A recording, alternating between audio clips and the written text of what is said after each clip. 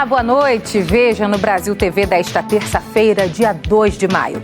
Bombeiros resgatam 8 pessoas que estavam numa casa que desabou no Rio. Entre os sobreviventes havia 4 crianças. Um homem morreu. Funcionários e pacientes são surpreendidos com um arrastão no hospital de Ceilândia, no Distrito Federal.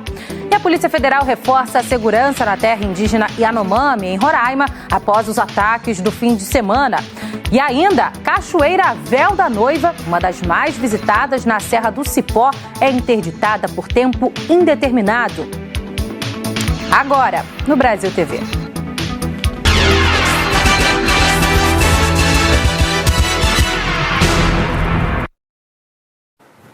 Uma pessoa morreu e 8 foram resgatadas com vida dos escombros de uma casa que desabou no Morro da Cotia, na zona norte do Rio. Uma menininha de 5 anos que ficou ferida teve alta no fim da manhã. 5 pessoas continuam internadas. É o soro. A cada resgate, a emoção dos vizinhos. Glória a Deus. Glória a Deus. Peguei, capitão. Uma menina foi levada no colo do bombeiro.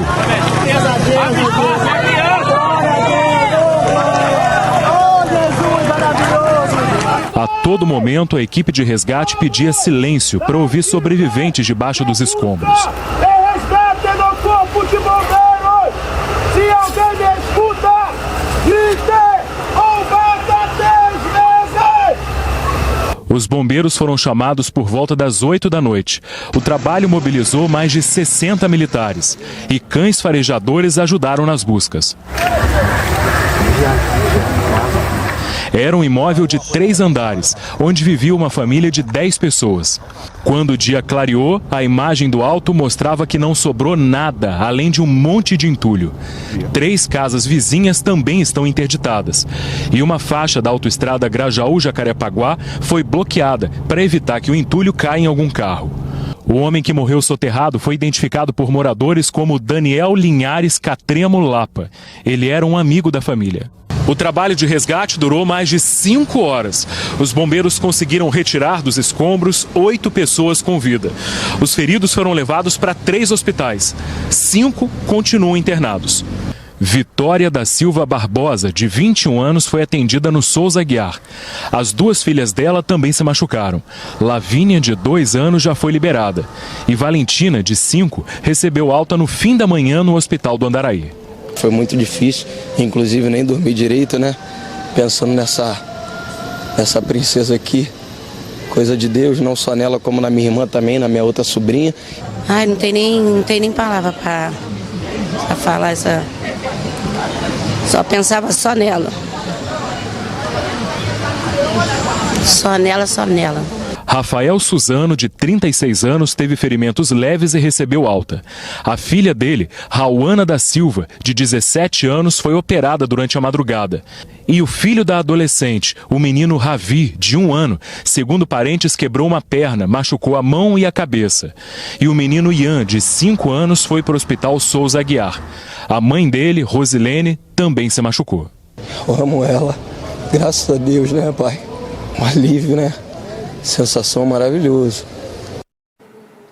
Em Pernambuco, a estrutura do prédio que desabou deixando 6 mortos em Olinda está sendo totalmente demolida. Hoje, no último dia de trabalho, as equipes tentam salvar objetos dos moradores. O último dia do trabalho de demolição do que restou do prédio é acompanhado pela Defesa Civil. Desde as 7 da manhã, as máquinas começaram a derrubar a parte da estrutura que, mesmo ameaçada, ainda estava de pé. Quinta-feira da semana passada, 6 pessoas morreram e 5 ficaram feridas depois que 8 apartamentos desabaram. O edifício Leme, em Olinda, região metropolitana do Recife, estava interditado desde o ano 2000, quando um laudo identificou graves problemas na estrutura. Mesmo assim, os 4 pavimentos foram ocupados por outras famílias. Depois do desabamento, o local foi isolado. Os moradores sabem que não podem entrar, mas voltam na tentativa de recuperar documentos, objetos, qualquer coisa. Perdeu tudo, a gente só está com isso aqui, ó, mais nada. E ainda não tem uma possibilidade de tirar um documento. Eles contam que ainda não receberam nenhum auxílio do poder público. A ajuda vem da vizinhança, que organizou uma campanha para arrecadar doações. Eu trouxe roupa feminina, né, que eu tenho um brechó, e quando eu vi a situação, eu disse, não, vou juntar o que eu puder para levar agora. Antes de derrubarem as paredes e lajes, os operadores das máquinas tentam salvar eletrodomésticos e móveis de quem vivia aqui. Nosso trabalho aqui, a cada dia que a gente chega aqui, o pensamento é entregar cada coisa a cada um. Bolsas, computador, documento, móveis, como vocês estão vendo aí, que a gente está fazendo tudo para tirar. Todo o trabalho dos operadores das máquinas é para conseguir salvar alguma coisa do pouco que essas pessoas tinham. Essa geladeira, por exemplo, eles conseguiram tirar, amortecendo a queda, com colchões que estavam entre os escombros. A parede com as fotos no último andar é da sala de Monique. Tudo que ela tinha estava lá. A gente está na casa de vizinho, dependendo da comunidade que está ajudando a gente, porque até agora ninguém deu nenhuma resposta concreta a gente, desde o dia da tragédia, que a gente não tem apoio de ninguém aqui. Dona Iraneide saiu só com a roupa do corpo e mostrou de longe as peças que tinha lavado e que ficaram secando. Eu estou dormindo na casa do meu noivo e minha mamãe está na casa da minha irmã, em Peixinho. Então a gente está assim, assistenciado por Deus primeiramente, segundo pelos amigos e os demais pessoas que querem nos ajudar nesse momento. A gente estamos esperando ajuda. Muito triste tudo isso. A Prefeitura de Olinda disse que as 10 famílias que viviam no edifício Leme vão receber assistência jurídica, psicológica e social e também ajuda para emitir novos documentos. Também informou que elas devem receber um auxílio moradia a partir do próximo mês. A Prefeitura garantiu também que ofereceu abrigo para as famílias, mas que elas preferiram ir para a casa de vizinhos e também de parentes. No Piauí, a Polícia Militar e a Marinha apreenderam armas em uma embarcação que estava ancorada em um rio na divisa com o Ceará. Os homens que estavam no barco trocaram tiros com os agentes de segurança, mas conseguiram fugir. No barco foram encontrados 2 fuzis de alto poder de fogo, além de dólares americanos e do Suriname. E também vários produtos contrabandeados, como material esportivo e aparelhos eletrônicos. E 3 carros foram furtados de ontem para hoje no estacionamento do Hospital Regional de Ceilândia, no Distrito Federal. Funcionários e pacientes dizem que houve um arrastão. O motorista de um dos carros arrombados chegou no estacionamento hoje cedo e deu de cara com o vidro da porta traseira quebrado. Ele preferiu não gravar a entrevista, mas contou que os ladrões não levaram nada de dentro do veículo. O homem ainda deu uma olhada na bateria do carro, porque havia peças da dianteira e ferramentas caídas do lado de fora. Só que ele acredita que os criminosos não tiveram tempo de pegar os equipamentos. Bem diferente do carro vizinho. Quando Newton abriu o capô, tinha fio cortado e a bateria foi furtada. Os ladrões também quebraram o vidro da porta do motorista e pegaram o step no porta-malas. De lá eu olhei do pé da placa, lá eu vi o vidro quebrado e eu falei, que roubaram o meu carro, as coisas quebraram o vidro do meu carro. Esse estacionamento fica na parte interna do Hospital Regional de Ceilândia, em frente à entrada principal do HRC. O Nilton está acompanhando a mãe, internada por causa de problemas cardíacos, e disse que por volta de 10h30 da noite de ontem, veio aqui do lado de fora e o carro estava normal. Então ele acha que o furto foi no fim da noite ou nessa madrugada. Segundo o Newton, um dia antes, outros casos de furtos ocorreram no mesmo estacionamento.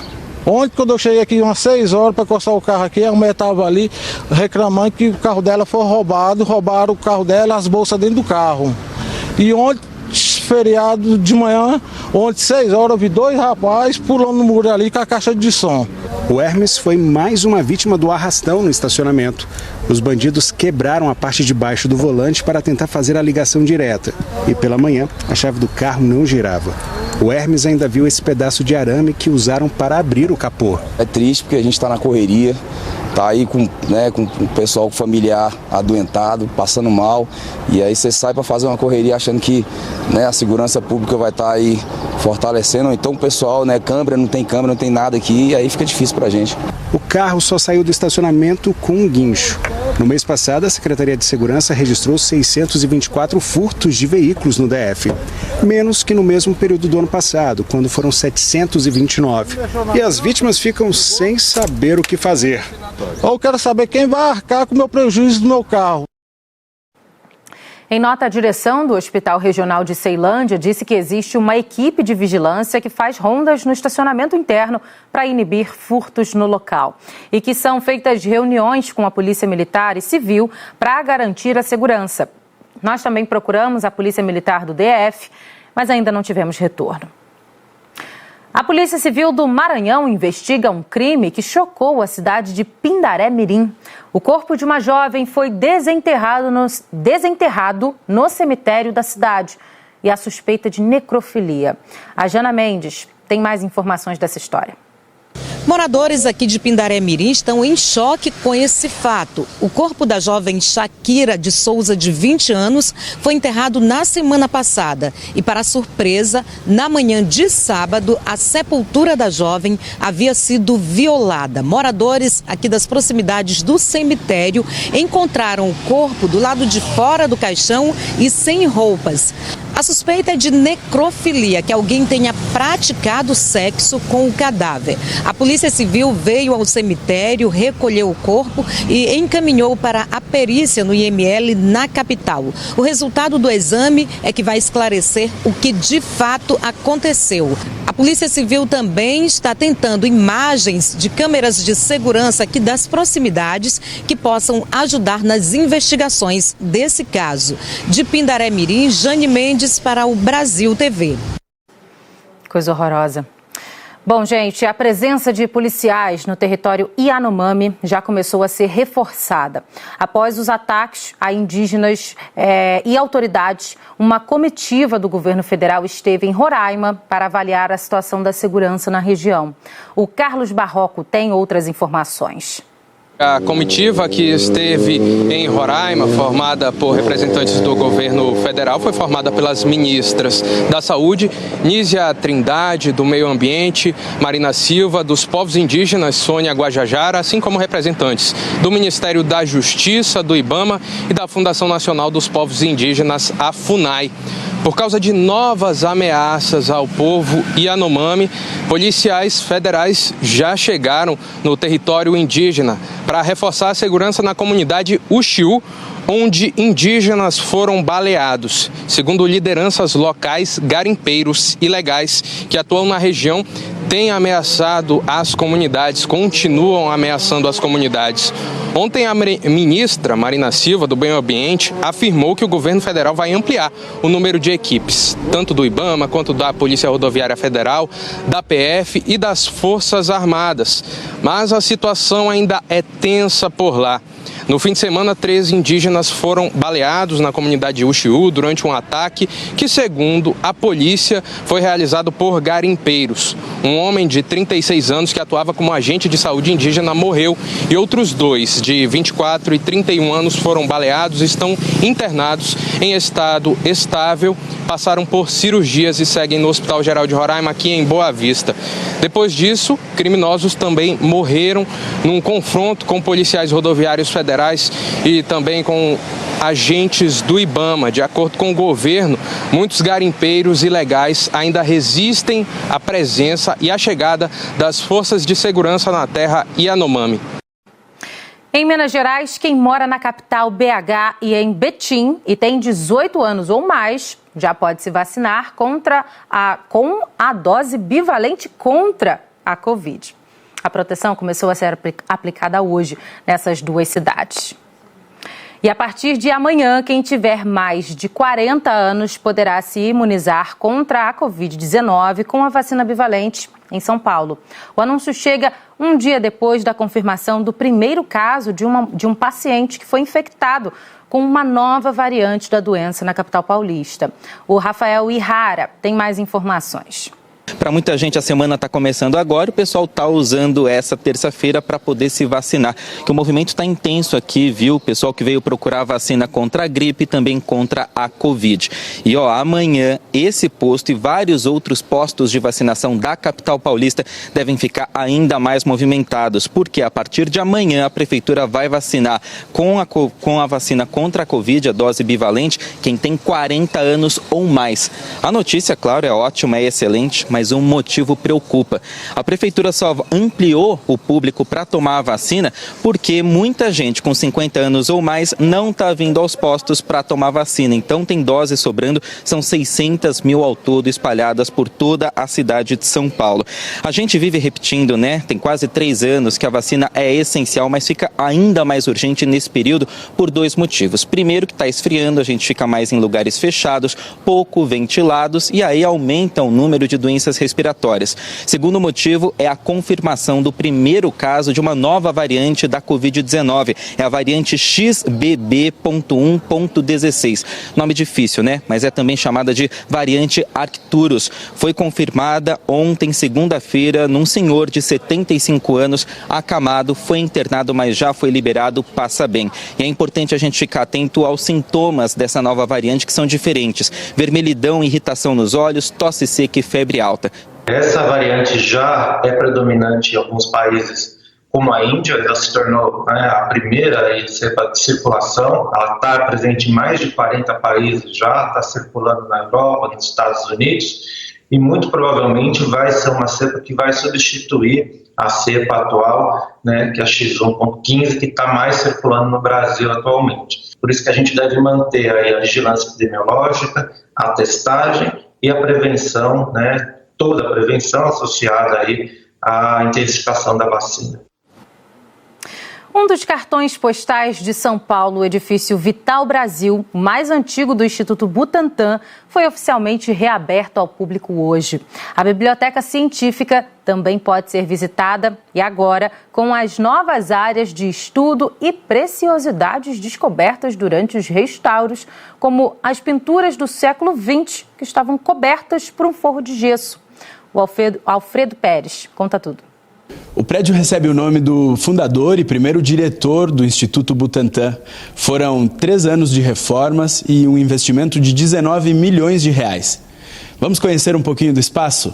Esta é a sala de exposições Caminhos da Ciência, que fala sobre Vital Brasil e Emílio Ribas, 2 pesquisadores que tanto contribuíram para o desenvolvimento da ciência brasileira. Eu acho que o público vai encontrar muito a amizade desses 2 cientistas, né? Conhecer um pouco da estruturação da própria saúde pública no finalzinho do século XIX e começo do século XX, né? Acho que a exposição traz um panorama da amizade dos 2 e mostra que a ciência é uma construção coletiva.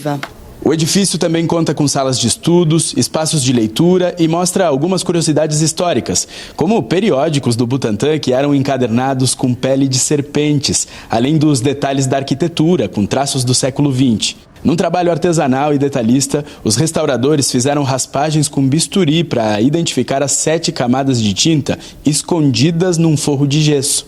As ilustrações recuperadas revelaram figuras marcantes da ciência. São 4.500 títulos científicos disponíveis à pesquisa sobre saúde pública, soros e vacinas, farmacologia, tecnologia. Muitos dos títulos são centenários. Uma parte deles disponível de forma física, outra digital. Uma novidade é a sala de leitura Semear Leitores, para estimular o hábito da leitura nas crianças. O edifício Vital Brasil está aberto à visitação das 9 da manhã até 4h45 da tarde, de terça a sexta-feira. As entradas estão disponíveis na bilheteria do Instituto Butantan e custam R$ 6 para adultos.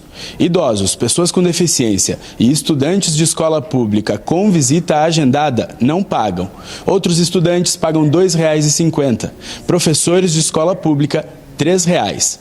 As entradas dão acesso a todo o Parque da Ciência do Instituto Butantan. No Maranhão, a aeronave que fez um pouso forçado no mar em São José de Ribamar deve passar por uma perícia para identificar as causas do acidente que aconteceu ontem à tarde. Os 4 ocupantes do voo foram resgatados sem ferimentos. O monomotor de prefixo PT NKN saiu da cidade de Barreirinhas com destino a São Luís. Após o início da viagem, o avião acabou fazendo um pouso forçado na praia de Ponta Verde, na região de Panacoatira, na cidade de São José de Ribamar, região metropolitana de São Luís. Os 4 ocupantes da aeronave foram resgatados pelo Corpo de Bombeiros e também por uma equipe do Centro Tático Aéreo da Polícia Militar e encaminhados para um hospital. A suspeita, pelo menos preliminar, é que a aeronave tenha apresentado uma pane. É o segundo acidente envolvendo aviões de pequeno porte na região da Grande Ilha em menos de uma semana. Outra aeronave de prefixo PP-DJG caiu numa região de Horta. Os ocupantes ficaram feridos e a cabine ficou destruída. As 2 aeronaves vão passar por uma perícia mais elaborada para apontar as causas dos acidentes. Nós cobramos um posicionamento da Agência Nacional de Aviação Civil, a ANAC, a respeito dos 2 acidentes, mas até agora a agência não se pronunciou. De São Luís, Murilo Lucena para o Brasil TV. Em Bragança Paulista, equipes do CENIPA, o Centro de Investigação e Prevenção de Acidentes Aeronáuticos, retiraram da água o hidroavião que caiu numa represa no último domingo. Os 2 ocupantes, o piloto Renato Fernandes de Oliveira Júnior, de 72 anos, e o passageiro Horácio Morales, de 74 anos, morreram no local. Segundo a polícia, eles ficaram presos no interior da aeronave, submersos, após a tentativa de pouso mal sucedido. Eles eram empresários de São José dos Campos. A seguir, a história do cachorro que adotou 7 gatinhos no Distrito Federal. Não saia daí.